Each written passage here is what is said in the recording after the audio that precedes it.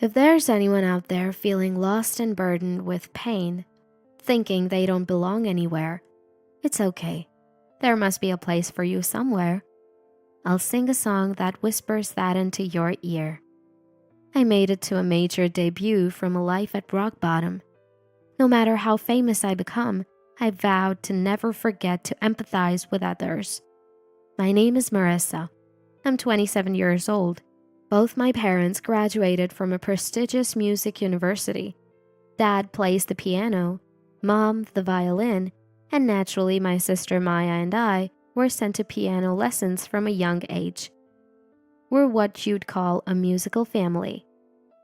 But just because my parents graduated from a music university doesn't mean they're artists. Dad teaches piano at a major music school.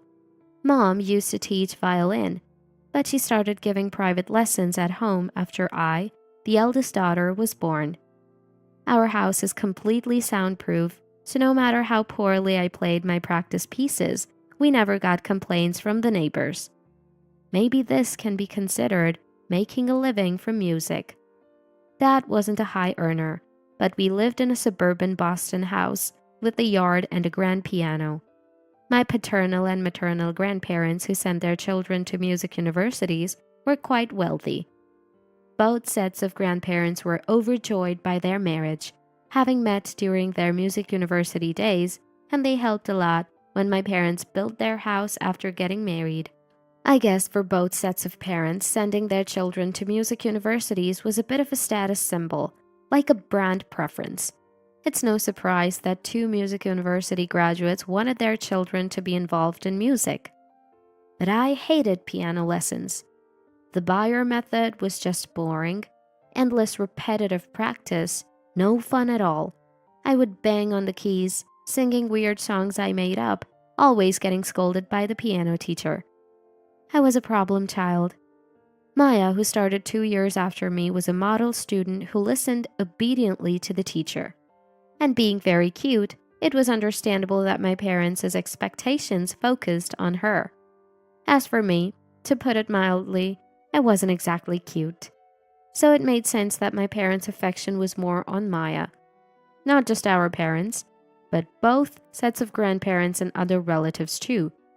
I was always compared to Maya, always in her shadow, always the less talented and less cute one.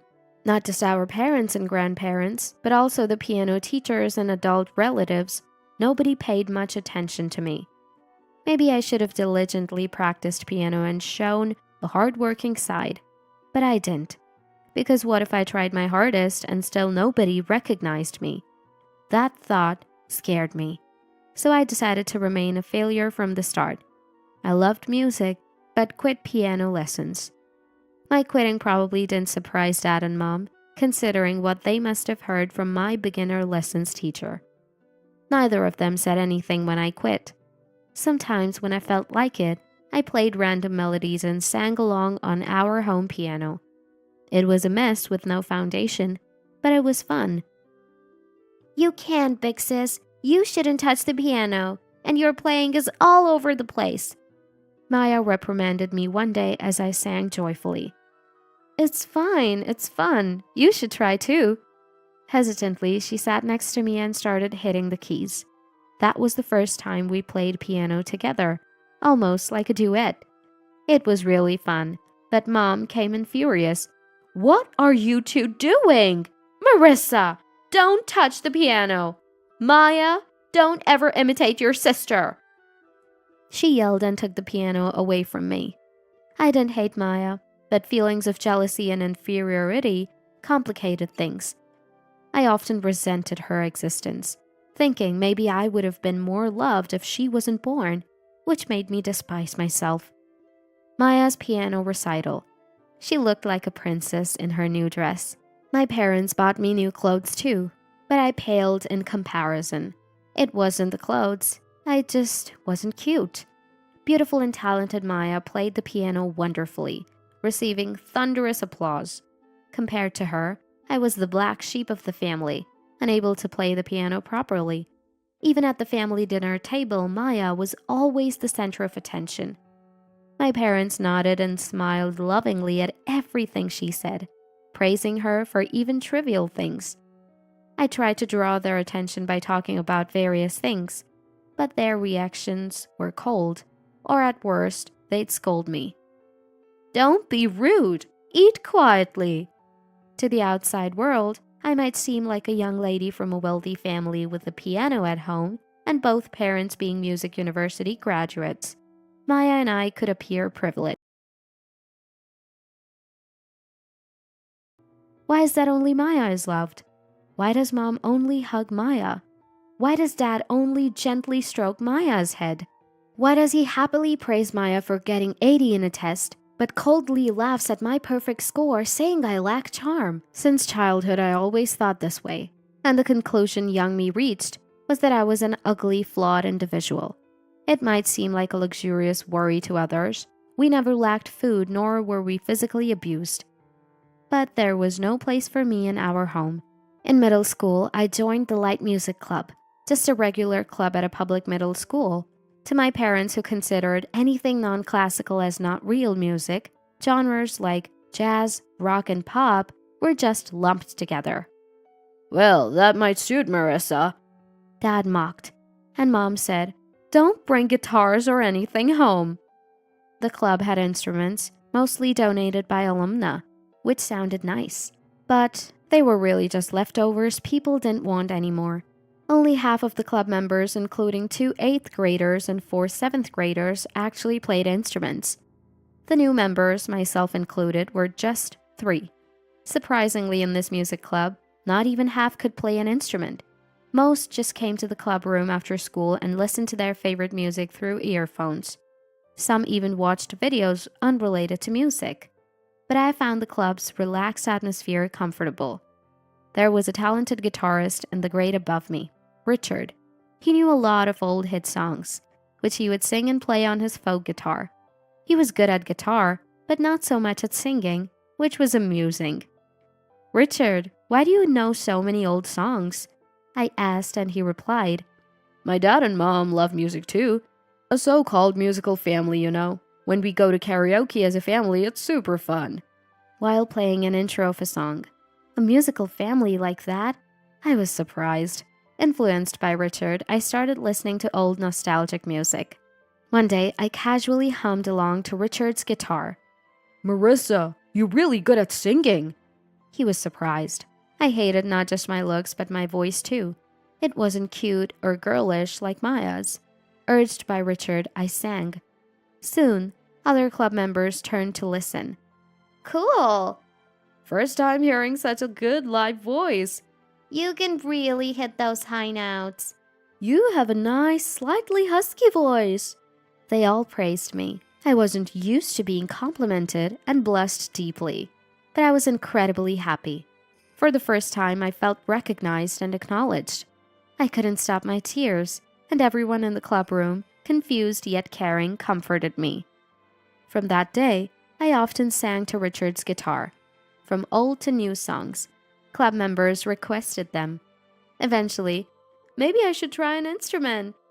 I gave up guitar, but maybe I'll start again, people started saying, and the club began to feel like a real light music club. I was very sad. When Richard graduated, tears streaming, he said to me, "Marissa's a crybaby. Why don't you come to the high school same as me? I'll be waiting." "Really?" "Yeah, let's play guitar and sing together again." I was over the moon. But then Richard invited me. "We're celebrating my graduation with my family. Want to join?" Richard's family was 5. Parents, a brother, and a sister. We went to a family restaurant for the celebration, followed by karaoke. His siblings teased, "Big bro brought a girlfriend." His father joked, "Already got a girlfriend after graduating?" His mother surprised, "Didn't know you had such a cute friend." Embarrassed, Richard insisted, "She's not my girlfriend, just a friend from music club." "I've never been called cute before. Thank you so much." I stammered and bowed, making his whole family burst into laughter. "Listen up, everyone. She's really good at singing." Richard raised the bar by saying that, but when I finished singing, his family gave me a heartfelt round of applause. I really like Marissa's voice, and I think she looks cute too. Richard whispered that confession in my ear. It was truly like a dream. I had never been to a family restaurant with my own family, let alone gone to the karaoke. Richard's family was kind and warm, and as we were leaving, I found myself saying, I wish I had been born into Richard's family. Hearing this, Richard, with a face looking like he might cry, gently patted my head. The high school Richard attended was a normal public school, and it seemed I could get in without a problem if I maintained my current grades. My parents showed little interest in my education, and when I told them which high school I wanted to attend, they just said, "Oh, okay." Their minds were preoccupied with what to do about my sister Maya's education. Eventually, Maya decided to go to a flexible private middle school, and it seemed that Dad and Mom had decided to teach her technical music lessons themselves, obviously to prepare for her music college. Since private schooling was expensive, it probably suited my parents that I went to a public school. Even during my exams, I sometimes visited Richard's house or went to karaoke. When I passed my exams, Richard's parents celebrated and were happier for me than my own parents. The high school I entered had a light music club with far better facilities than the middle school, including a drum set, which surprised me. Richard told us about you. Welcome, Marissa, greeted the senior club members. I'm Marissa. I can play the keyboard a bit. I introduced myself, but Richard interjected. No way. Marissa is a vocalist. That's why we're forming a band. There was a high school band contest sponsored by a music store in the fall, and it was decided we would practice. They had participated last year but didn't win any prizes because the vocals hadn't met expectations. We did better than most, though. That's why I told you I'm not good at singing. It turned out Richard was the vocalist who hadn't met expectations. I told the seniors a great vocalist would join us next year. Everyone's been looking forward to it, Richard said with a smile. Richard had made a place for me at the school. Some of the new first-year members wondered why I was getting special treatment, but when I sang, everyone understood. I couldn't thank Richard enough. Richard, I'll spend my whole life thanking you. I'm really grateful for everything you've done for me, I said, bowing my head as we walked home together. There you go, crying again. Marissa, you're such a crybaby, Richard said, patting my head kindly. We won second place in the high school band contest, and I received the Best Vocalist award. I enjoyed music greatly during my 3 years of high school and left home as soon as I graduated. My parents were too busy getting Maya into music college to care about what their eldest daughter was doing. Richard and I naturally started living together, working as a waiter and a bartender at a live house, and performing live. The band we formed in high school continued into our adult lives, and it was fun to perform on stage with familiar friends. Occasionally, I received WhatsApp messages from Maya. Hearing she had graduated from music college and was pursuing a teaching career, I decided to visit home for the first time in a while to congratulate her. My parents' eyes were cold when they saw me, with my long hair dyed flashy colors and many earrings. When I said I was working as a bartender at a live house, they looked at me with disdain. A keyboard player who can hardly play? That seems about right for a dropout. Mom said, looking at me like a failure. Shameful. You're the laughing stock of our relatives, Dad said, as if calling me a disgrace to the family. I realized I had no place in this house, but Maya was different. Big sis, you're not planning to come back, are you? I'm envious, Maya said, looking down as I was leaving. Envious of me? What does someone loved and raised by our parents know? I thought that but didn't say it. Maya looked so sad. Now I understand. Maya was a victim too. Man, this is more nerve-wracking than being on stage, I exclaimed. It's okay. It's just like our usual live performances, Richard said, patting my head as usual. Yes, today is our wedding reception. I thought it wasn't really my style, but I wanted to announce it to all my acquaintances and thought it was a good opportunity to mark and end in our own way. Still, not being one for formality, we had a standing party outside. Instead of a wedding dress, I wore a revealing white dress, an arrangement of my live performance outfit. Richard, in a suit handed down from his father, was a hit with the band members. At the party venue, my parents and relatives stood out awkwardly. My parents reluctantly accepted the invitation, but upon seeing the atmosphere of the venue, Dad approached me to complain. "What is this? All the relatives are laughing. It's utterly shameful." "These are all unknown people. It's outrageous." Indeed, most of the guests were friends and music industry people, dressed as if going to a live house. Here, Mom, dressed up, looked out of place. "Here's a song from the bride and groom to everyone. Whisper and pianissimo." The band members took turns hosting. When I sat at the white grand piano, the relatives laughed. "Isn't she the failure of the musical family? How can she play the piano in front of people without shame?" I heard such voices, but I was fine. As I began the intro, the initially restless venue quieted down, followed by whispers. "Huh? I've heard this song before." As I started singing, everyone was engrossed in my voice. Even my parents were no exception. The band members joined in midway, elevating the song. After the song ended, applause erupted from the silent venue. Whispers could be heard. "Isn't this the song from that commercial?" "Wasn't this the song with a lot of views on the video site?" "Is she the real one? But these lyrics!" I heard whispers off. The song I sang had lyrics about a child who grew up unloved finding their place. Though subtly conveyed, it became quite a topic online as a criticism of toxic parents. "Thank you for attending our wedding and major debut celebration today. Thank you to everyone who supported us until now and in the future," Richard said. Crackers sounded around the venue and everyone burst into celebration. Our band, with live performances and online streaming at its core, had quietly become quite popular. And now we were set to debut with a major label. "Marissa, that's incredible. I've heard that song too," the relatives said, changing their tune. "Truly a member of a musical family." "Weren't they calling me a failure earlier?" "But those lyrics," I said, smirking and looking at my parents. The lyrics included them too, not just my parents. My parents were shaking with red faces. "What do you mean by this? Bringing shame to your parents in such a place? That's not music. Aren't you ashamed of selling out your parents?"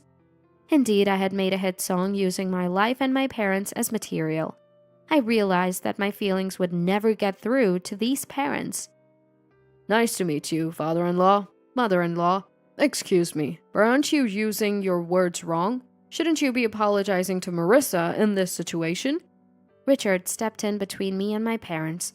"Don't you understand how much she has been hurt since she was young?" "Huh? What's it to you?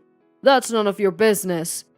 At that moment, with perfect timing, Maya said, "Big sis, you were amazing! When that commercial aired on TV, I knew right away it was you!" and hugged me. Dad and Mom looked on in astonishment. "The only one with the musical talent in our house was Big Sis. Dad and Mom, with their pride in being music college graduates, never really enjoyed music." Maya, now a middle school music teacher, said after graduating from music college, "I may not be very talented, but I teach because I want the kids to enjoy music. Dad and Mom might not understand that," she said. Maya must be a great teacher. "What are you doing, Maya? You never talked back to your parents like this before." Mom was in a panic. "Marissa, is it your influence? Our dear Maya has changed." Dad and Mom probably didn't understand the hardship Maya faced, having to be the perfect daughter they dictated. "Dad, Mom, thank you for coming today. This is not only a celebration of our marriage and major debut, but also the day I cut ties with you. I no longer consider you my parents. Goodbye," I said, leaning towards Richard. "Marissa is now my family. My parents, brother, and sister, though not blood related, consider Marissa family." Richard's family, who had been warmly observing our conversation from a distance, along with my band members who shared hardships since high school, and above all, Richard himself was there. My place is here. My parents, who had just been turned against by their most beloved daughter Maya as well, left for home in a visibly depressed state. Soon after, Maya moved out of the parents' house and started living alone. Despite our parents' tearful pleas, Maya wouldn't listen. Recently, Maya sometimes joins my band's live shows as a keyboardist. She's a teacher, so it's without pay. Do you remember playing the piano side by side with you, big sis? That was fun, she said. I remember. It was the happiest memory in that house. I'm happy we can play music together again. Somewhere along the way, my complex about Maya had disappeared. Now she's a sister I'm proud of. Thanks to beautiful Maya, our fan base seems to be expanding. After it became known that the song was about our parents, Dad's music school students increased, but he's being called a toxic parent teacher behind his back, wearing his nerves thin. Mom couldn't stand the cold stares from relatives and neighbors and quit giving private lessons. Abandoned by Maya, the daughter they doted on the most, and left with nothing but their pathetic pride, they must feel very miserable. Now there's a life in my belly. I wonder if I can love this child. Sometimes I feel anxious, I said, stroking my growing belly. Marissa will be fine. If by some chance it doesn't happen, I will love Marissa and the child, Richard whispered, his ear to my belly. Yeah, there's no way I wouldn't love Richard's child. I'm really thankful to Richard. Thank you. I am very, very happy now.